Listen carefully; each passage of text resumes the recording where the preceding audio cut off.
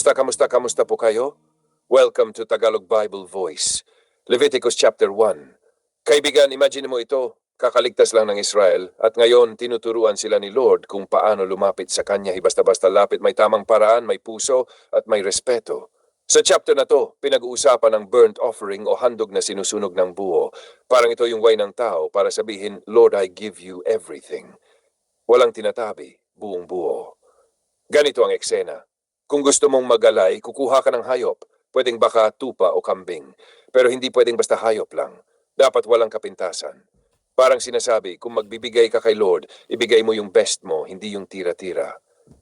Tapos dadalhin mo siya sa entrance ng tent of meeting, parang main gate kung saan nakikipag-meet ang tao kay God. Ngayon, may gagawin kang medyo mabigat, ipapatong mo yung kamay mo sa ulo ng hayop. Bakit? Kasi parang sinasabi mo, ito, kapalit ko. Parang ina-acknowledge mo na may kasalanan ka at yung hayop ang magiging simbolo ng paghingi mo ng kapatawaran. Pagkatapos, papatayin yung hayop sa harap ng Panginoon. Medyo intense, no?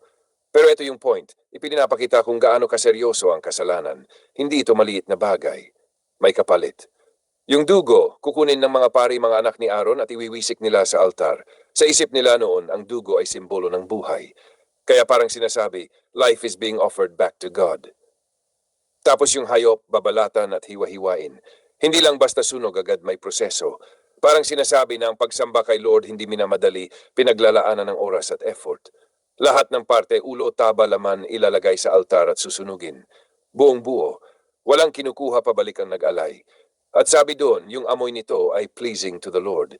Hindi dahil gusto ni Lord yung amoy ng sunog na karne, kundi dahil nakikita niya yung puso ng tao, yung surrender, yung sincerity.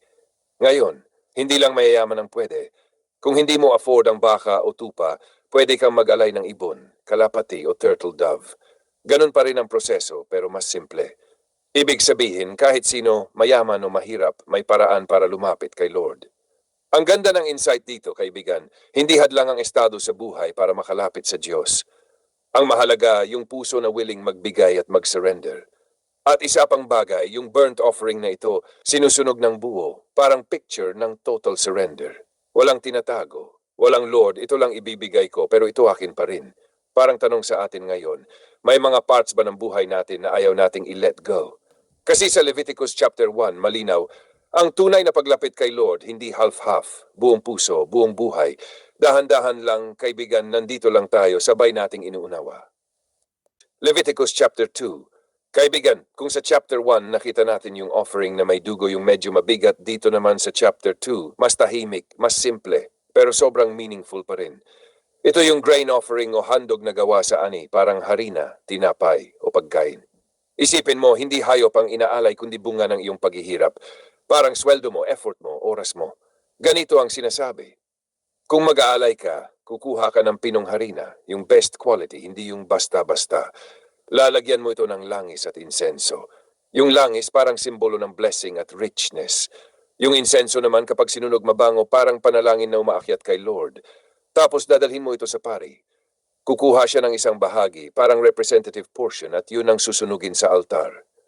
Yung natira, mapupunta sa mga pari. Interesting to, kaibigan. Ibig sabihin yung offering mo, hindi lang para kay Lord in a symbolic way. Nakakatulong din ito sa mga taong nagsiserve sa Kanya. Parang ngayon when you give, hindi lang spiritual, practical din, nakakatulong sa community. Ngayon, hindi lang isang paraan, pwede ring lutuin ang offering mo parang cake o tinapay. Pwedeng baked, pwedeng niluto sa kawali o parang flatbread. Pero may rule, dapat walang lebadura. Bakit walang lebadura? Kasi noon, ang lebadura ay simbolo ng corruption o something na kumakalat at nagbabago ng buong dough. Parang sinasabi ni Lord, sa paglapit mo sa akin, alisin mo yung mga bagay na nakakorrupt ng puso mo. At may isa pang bawal, walang honey sa altar. Medyo surprising, no? Kasi matamis ang honey. Pero ang point, hindi lahat ng matamis o pleasant sa tao ay automatically tama para kay Lord. May standard siya. Pero ito ang hindi dapat mawala sa kahit anong offering, asin. Oo, asin. Sabi doon, lahat ng handog dapat may asin, tinatawag na covenant of salt. Noong panahon na iyon, ang asin ay preservative, pinipigilan ng pagkasira. Kaya simbolo ito ng permanence at faithfulness. Parang sinasabi ni Lord, ang relasyon natin hindi panandalian, pang matagalan ito. Ngayon, kahit first fruits yung unang ani pwede ring i-offer. Pero iba ang treatment nito, hindi katulad ng sinusunog sa altar. So ano ang insight dito, kaibigan? Kung sa chapter 1 ang focus ay surrender, dito sa chapter 2 ang focus ay gratitude. Parang sinasabi mo, Lord, lahat ng meron ako galing sa iyo. Kahit simpleng pagkain, I offer it back to you. At simple pero malalim na tanong para sa atin, kapag may natatanggap tayo pera, pagkain, blessing, naalala ba nating magpasalamat? Kasi sa Leviticus chapter 2, makikita mo, hindi lang sa malalaking sakripisyo nakikita ang puso, kahit sa simpleng handog, basta galing sa puso, pleasing kay Lord. Dahan-dahan lang tayo, kaibigan. Tuloy lang natin ang paglalakbay. Leviticus chapter 3, kaibigan, kung sa chapter 1 ay tungkol sa total surrender at sa chapter 2 ay tungkol sa pasasalamat, dito naman sa chapter 3, iba ang vibe. Mas warm, mas relational. Ito ang tinatawag na peace offering o handog ng pakikinasabi mo. Lord, okay tayo, may peace tayo, at gusto kong i-celebrate yon. Ngayon, ganito ang proseso. Pwede kang magalay ng hayop, baka tupa o kambing. Tulad dati, dapat walang kapintasan. Best pa rin ang ibinibigay kay Lord. Pagdating mo sa tent of meeting, ipapatong mo ulit ang kamay mo sa ulo ng hayop. Parang connection, ina-acknowledge mo na yung offering na ito ay galing sa'yo, para kay Lord. Pagkatapos papatayin ang hayop, tapos yung dugo, iwiwisik ng mga pari sa altar, paikot. Again, simbolo ito ng buhay na ibinabalik sa Diyos. Pero ito na yung kakaiba sa peace offering, hindi buong hayop ang sinusunog. Ang sinusunog lang ay yung taba, yung pinakamainam na bahagi.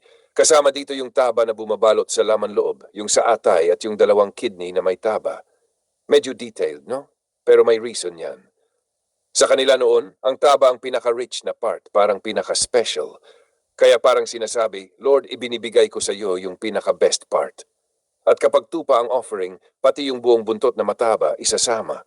Ganon ka-specific ang instructions, walang shortcut. Ngayon, ito ang magandang part. Yung natitirang laman ng hayop, hindi sinusunog lahat.